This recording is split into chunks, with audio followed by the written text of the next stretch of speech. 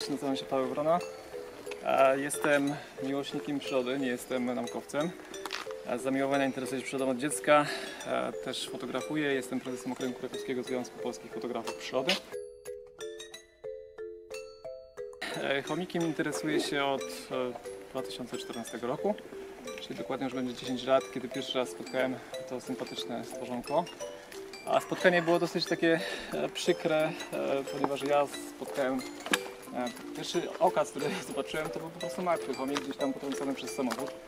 I jadąc sobie w teren w innym celu, fotografować jakieś tam ptaki, no spotkałem po prostu potrącone małe zwierzątko, które było bardzo kolorowe i nagle się zatrzymałem i myślę, kurczę, co to jest? Czy to w ogóle występuje w naszym środowisku? To jest coś niemożliwego. No, sobie poczytałem i faktycznie ten chomik jest to ssak, który u nas żyje właściwie od zawsze. I nie wiem, czy Państwo już pytałem wcześniej, ale może mnie nie słyszeliście. Czy mieliście może w domu świnki morskie albo dzieci oszemiałe? Tak. No to chomik jest wielkości świnki morskiej. Tak żebyśmy już określili jego wielkość. Generalnie jest bardzo kolorowy. Taki ładny. Bardzo sympatyczny. Jest to najbardziej kolorowy ssak występujący w Polsce, ponieważ ma tutaj rude umaszczenie, trochę koloru białego i brzuszek ma czarny, co jest ciekawostką wśród ssaków, ponieważ ssaki mają zwykle te brzuszki trochę jaśniejsze. No i tak, taki wszyscy, dlaczego właśnie lubimy chomiki? No, Słodki. Sympatię ogólną, tak? Cute. Generalnie ludzie, jaki bardzo piękny, sympatyczny stwór. Natomiast jak przyjdzie nam budować obwodnicę Krakowa S7 i gdzieś te nory chomicze zostaną znalezione, to od razu się pojawiają komentarze w internecie, a to przecież tylko gryzon jest, tak? I gryzon nam tutaj torpeduje budowę i jakby udrożnienie komunikacji. Ma bardzo dobry słuch, bardzo dobry węch, ale ma niestety trochę słaby wzrok. Więc jeżeli mamy kiedyś, czy będziecie mieli Państwo okazję kiedyś być w pobliżu jakiejś nory, tam w kilka metrów nawet, wystarczy sobie usiąść, spokojnie usiąść i się nie ruszać. Wiecie, gdzieś tam będzie się poruszał, no to wystarczy po prostu się nie ruszać i on Was zignoruje. Miałem wielokrotnie sytuację taką, że po prostu ja przy torze fotografując leżałem, on gdzieś mi tam wyłaził po ręce, nawet gdzieś go tutaj miałem i... Naprawdę? Tak. Nie bał się? Nie ucieka? Nie! Spotkałem jakieś zwierzę na swojej drodze i ono jest przyparte do muru. Czyli to jest kwestia życia i śmierci dla nich, bo one tak sobie to... Rozumieją. To zawsze będzie coś takiego, że ten zwierzak będzie agresywny wobec ludzi, tak? Co do chomiku, no to cóż, może taki, no jeżeli to jest ta kartka, to jest wielkość chomika, tak? Czyli on sobie stanie na przykład, bo lubi też stawać, do tego nie powiedziałem, lubi stawać na dwóch łapkach, o mniej więcej tak. Dzięki temu jedna z jego nazw zwyczajowych, ludowych, to też niedźwiadek, bo niedźwiedzie też stają na dwóch łapach, żeby kogoś przerazić. I co do chomika jeszcze, to odnośnie tych nazw, w różnych miejscach Polski on miał różne nazwy, tak? Jest to chomik europejski, na Śląsku to był choma, jest hamster, jest pyrczek, skrzotek, skrzat, zimny pies, ziemny pies, niedźwiadek. Także no, generalnie co region Polski to te nazwy są różne. Gdzie występuje w Polsce, no to możemy go zobaczyć na południe Polski, mniej więcej tam od Świętokrzyskiego, tutaj w kierunku południa, czyli okolice Sandomierza, Lubelszczyzna, okolice Zamościa. Okolice Zamościa to jest zagłębie chomikowe jeszcze, a Małopolska jest też bardzo dobrym siedliskiem, gdzie te chomiki jeszcze się odnajdują, a trochę mniej jest go na Śląsku. Jest pożyteczny. Jak najbardziej. Nie no, generalnie jakby bo my tak patrzymy z perspektywy ludzkiej. Interesu, tak? Interesu. Jeżeli jakieś stworzonko, jakiś zwierzak nie ma interakcji z nami negatywnej, to jest pożyteczne, tak? No.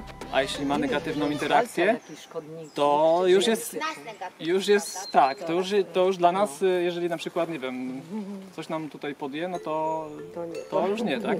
Jest śliczny, bo na tym obrazku jest po prostu ślicznym stworzeniem. Nie trzymajmy się tego, że jest śliczny, tak? Tak. Właśnie Pani zapytała, czy jest pożyteczny. No, co ten chomik je? No, je przede wszystkim roślinność, czyli różnorakie tam ziarna, kawałki roślin, czyli zboża, groch, cokolwiek jest. Plus do tego jeszcze żywi się owadami, więc w pewnym sensie jest pożyteczny, tak? Ale też A widziałem taki ciekawy film przyrodniczy niemiecki, gdzie był chomik, który pożerał sobie jajko na przykład ptasie, więc też mu to smakuje, na przykład kwiaty. Często też wracając do tej populacji wiedeńskiej, tam właśnie w Wiedniu one się żywią tymi kwiatami, które ludzie przynoszą na groby swoich bliskich niestety. Tak? Tu na pewno chomika nie ma. Tu. Nie? Chyba że zdarzył się cud w Krakowie i nagle tutaj na tym osiedlu jest. No. Ale za chwilę może być, tak? Więc generalnie taka,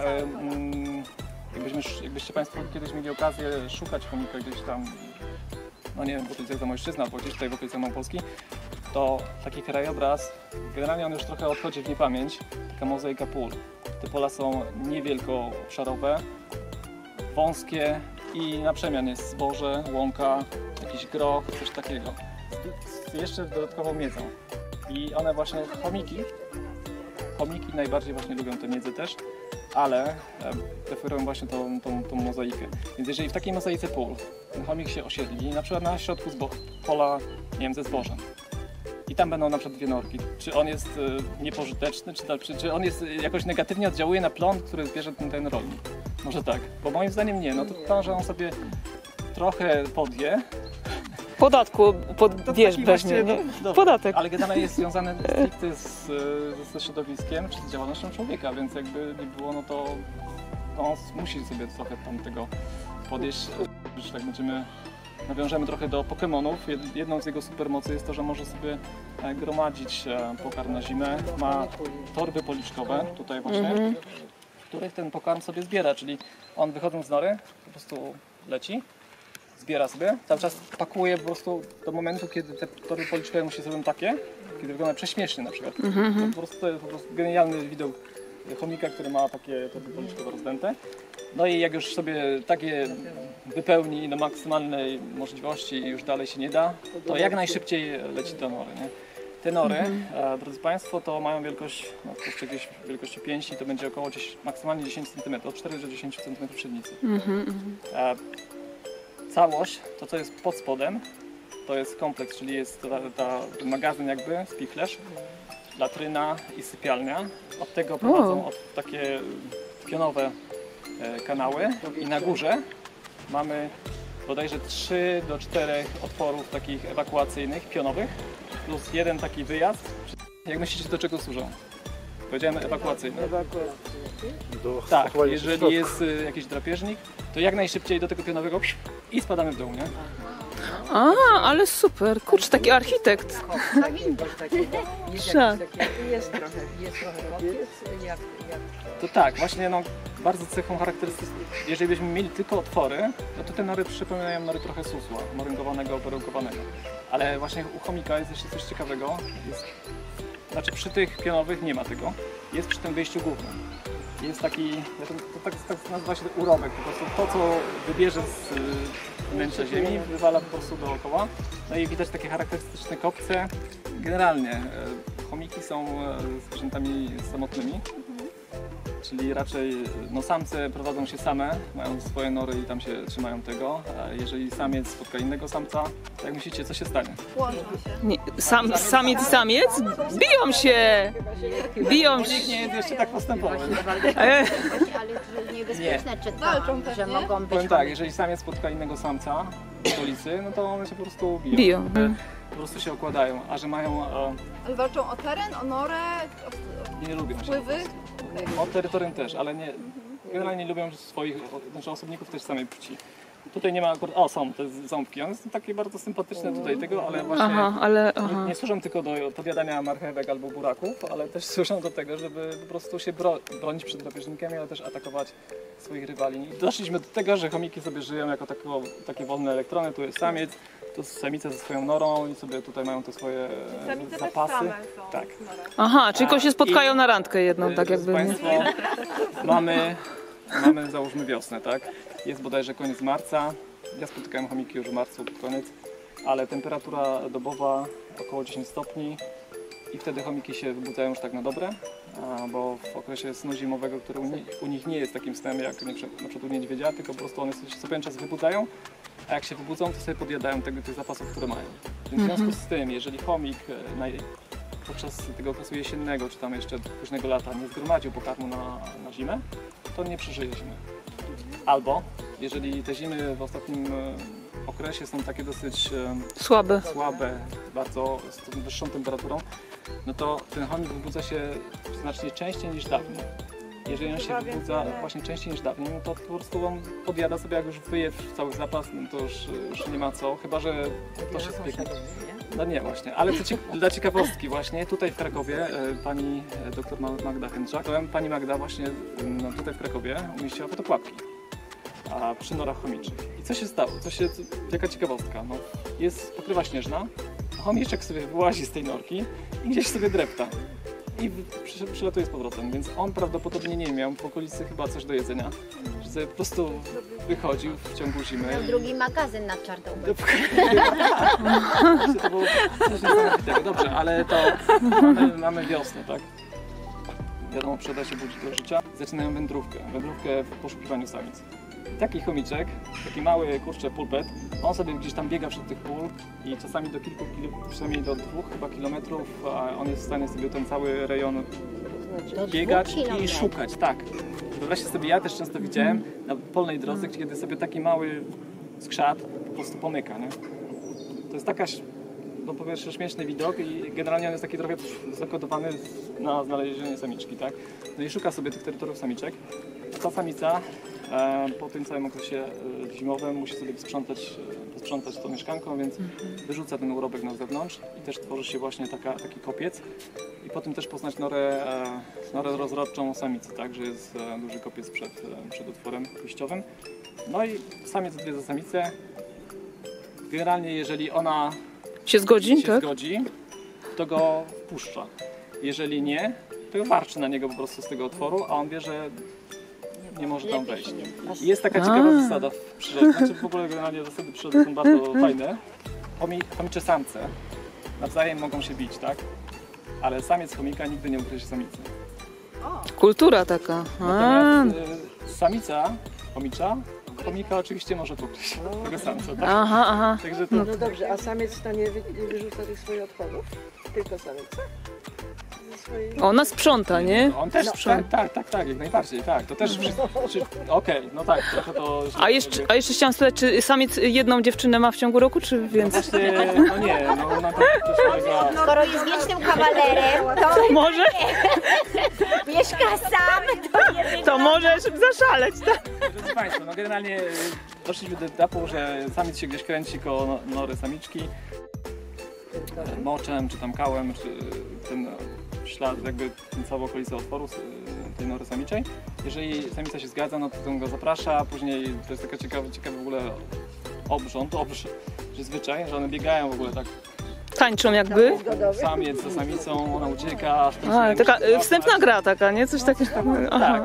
Tak. I dochodzi w końcu do zbliżenia i w tym czasie samiec chomika gdzieś jest około 2 do 3 dni z samicą. Jak już spełni swoje zadanie, to on sobie leci do następnej, a samica zapłodniona wydaje na świat potomstwo. Natomiast on po prostu szuka sobie dalej miejsca, gdzie przekazać swoje geny. Samica niestety to wychowuje sama swoje młode. Tak? A jak długo jest samica w ciąży? Kilka tygodni. A I kiedy może stają się wydać dorosłe? na świat, przynajmniej z tego co mi wiadomo, 2 mioty w ciągu, przynajmniej ja się spotkałem z 2 miotami w ciągu roku. No i te chomiki już są aktywne płciowo po pierwszej zimie, czyli na następnej wiosny już będą aktywne, a chomiki nie żyją. A ile tak średnio może wydać tych Młodych? 4 chyba do 6, ale ja spotkałem się zwykle, że to jest 3. Są nory?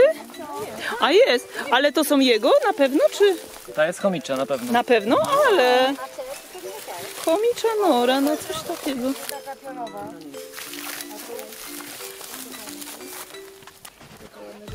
Tylko one są dość duże, chyba jak myszki są, to mają mniejsze chyba, tak?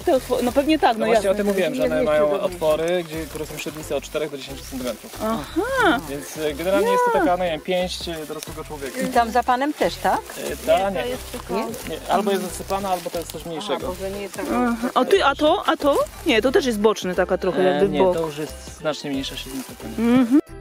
O te młode, jak one sobie radzą, no to samiec sobie oczywiście poleciał do innej dziewczyny, a samica zostaje z tymi młodymi, ona je odchowuje, No i później po około chyba tam 4 tygodniach one już wychodzą na powierzchnię i odżywiają się tym pokarmem, którymi odżywiają się też dorosłe osobniki. I jak już podrosną i ona uzna, że one są na tyle dorosłe, że sobie poradzą, no to ta matka zostawia im tą norę, a sama idzie gdzie indziej. I to jakby też jest ciekawa strategia. Dostają mieszkanie w spadku. No nie tak, wytrzymam. na wstępie Podziału, mają mieszkanie, nie wiem. tak? Potem biją tą norę? No właśnie, dobrze, że pani... Dobra uwaga. No bo muszą się rozejść, jeden zostaje. Tak, jeden zostaje. Także no, zostaje ten, który sobie najlepiej radzi, ten, który jest najbardziej silny i wtedy Wygania resztę. mówi rodzeństwu niestety out i one zaczynają szukać miejsca w innym. Ale to jest bardzo fajna strategia, która pozwala na to, że jakby mają swoje miejsce na ziemi, swój domek i ona im tego nie zabiera, tak? Nie mówi im, dobra, idźcie sobie i szukajcie sobie, tylko już mają jakby na wstępie pewien taki fundament do tego, żeby jakoś w tym życiu brać. Ale przez jak... Potem sobie Aha, ale przez jakiś czas na przykład te młode mieszkają jeszcze razem? Tak. Przez jakiś czas, dopiero potem jak się już są silniejsze. Aha. Ale który to jest ten moment, kiedy ta matka stwierdza, dobra, już są na tyle ogarnięte, że już mogę je zostawić? Wiem, że chomiki... 18! Ale zastanawiająco jest to. No moim zdaniem, jak już chomik młody jest Jeśli chodzi wielkości o wiek, tak? tej, to sobie daje radę. Znaczy to jest w tym samym roku, kiedy one się urodziły, czyli to jest mniej więcej, jeżeli urodził się w okolicach maju są gody, no to mamy czerwiec byłyby młode, a w lipcu, no to jest gdzieś mniej więcej okolice końca lipca.